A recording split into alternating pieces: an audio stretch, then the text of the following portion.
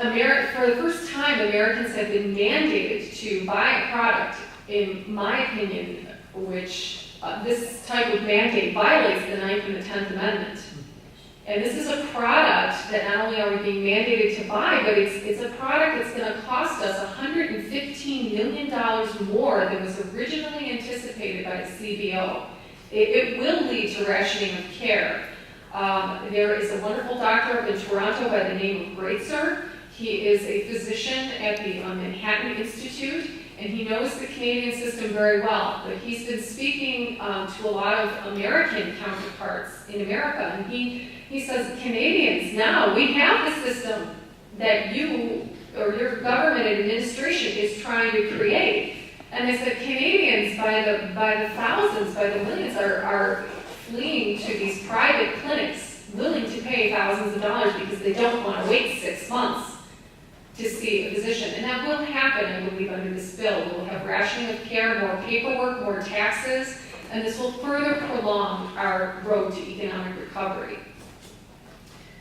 I think that why don't we give ideas that actually would lower healthcare costs a try? Why can't we entertain ideas such as let's allow the consumer, let's give the healthcare consumer the opportunity to shop for and the incentive to shop for value in healthcare. I think that would, when you put the power in the consumer and they know what it costs and they know what they're spending, they're more likely to control the costs. For example, an MRI, if you bill it through an insurance company, might be anywhere between $2,000 to $3,000. In the hands of a consumer, it might only be $300 to $400 if you cut out the middleman. But if you take the power away from the consumer, most people have no idea what they pay for. They just say, oh, your copay is $20, okay, and that's what they understand. Why not allow Americans to deduct all of their health care costs, not just their premiums, but all the health care costs, and not just from their income tax, but from their payroll taxes as well? And why not allow the sale of insurance across state lines? I believe all of these things would implement at least the beginning of a better healthcare reform or better healthcare plan than the one we now currently have. My opponent's obsession with the healthcare bill and with control, government control and power, has really blinded her to focusing on what the true problem is, which is making healthcare affordable. She even used one of her own constituents that came to her for advice on dentures. I mean, I guess we all know the story about, oh, I'm wearing my dead sister's dentures, what do I do? Well, she used that story as a justification for passing the health care bill. Instead of giving that woman that came to her for advice a list of clinics that would probably very, very likely made her dentures at a very low cost, if not free cost to her. Far too much money is being funneled through the American taxpayers, through Washington, and into private insurers, over $1 trillion. And we can do this, and we can reform healthcare without costs or compromising our liberty and without it compromising the quality of care.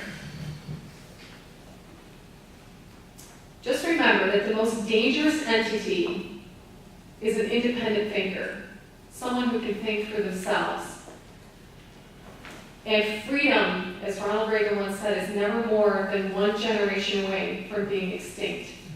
And I believe that freedom is one of America's most unique and cherished characteristics that we have, and we have to fight to protect it. And we have to fight for our country against this fundamental transformation that the current administration wants us to go through. I believe that now is the time and now is the place for us to stand up and take back our country.